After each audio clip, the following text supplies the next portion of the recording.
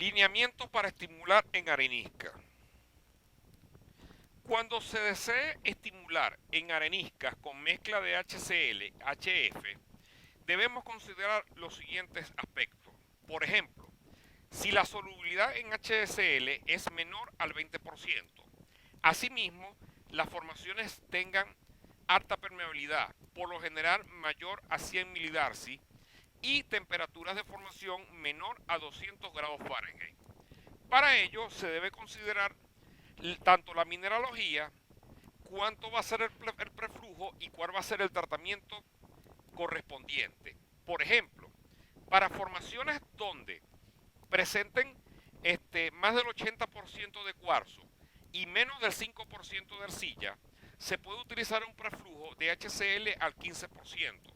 En cuanto al tratamiento, 12% de HCl y 3% de HF. Ahora bien, en cuanto a formaciones que contengan una mineralogía de feldespática mayor al 20% y arcilla menor al 5%, utilizar un preflujo del 15% de HCl, y en cuanto al tratamiento de mezcla, utilizar 13.5% de HCl y HF 1.5. En el caso de que la composición mineralógica cuente con un porcentaje de arcilla superior al 5%, debería utilizarse dentro del preflujo ácido clorhídrico al 15% secuestrado, y dentro del tratamiento HCl al 6.5% y HF 1%. Seguidamente, cuando existe presencia de clorita mayor al 5%, igualmente dentro del preflujo debería utilizarse o sugerirse emplear HCl al 15% secuestrado y un tratamiento principal del HCl al 3% y HF al 0.5%.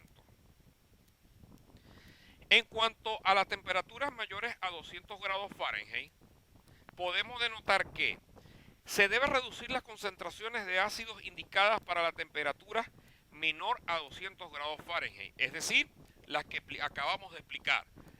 Para el caso del HCl, utilizar una cuarta quinta parte, y para el HF 2 tercios.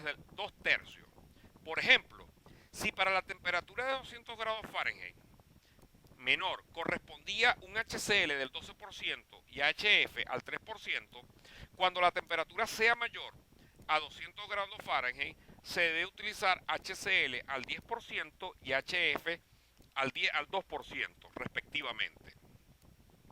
En caso que se vayan a estimular pozos con baja permeabilidad, por lo general menor a 10 milidarcy, se debe sugerir los siguientes tratamientos, dependiendo por supuesto de la mineralogía, tal como estamos observando en este momento.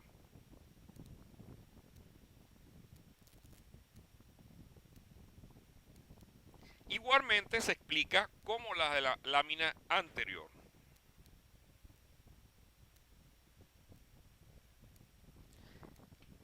Nota importante: cuando existe un potencial severo de migración de fino, se sugiere utilizar como mezcla HCl-HF para bajar permeabilidad, o para baja permeabilidad reducir la concentración a la mitad. Me explico. Cuando existe el gran riesgo de migrar finos utilizando mezcla HCl y HF, las concentraciones de estos ácidos deben ser reducidas a la mitad. Igualmente, finos en formaciones de alta permeabilidad, en grabados o fisuras, se sugiere utilizar preflujos y mezcla de HCl o HF, o incluir agentes de suspensión de fino. Igualmente, las concentraciones de ácido van según los lineamientos de alta permeabilidad previamente explicados. Ahora bien, cuando existe la solubilidad de ácido clorhídrico mayor al 20%, no se sugiere o no se recomienda utilizar HF, solamente utilizar HCl o ácido orgánico. De igual manera, como nos indica la lámina, para seleccionar la concentración o tipo de ácido, utilizar los lineamientos indicados para preflujos, del caso de solubilidades de HCl menores al 20%. Asimismo, en granos cementados con carbonatos se deben limitar los volúmenes. De hecho, solamente se sugiere emplear HCl diluido al 5% o ácidos orgánicos.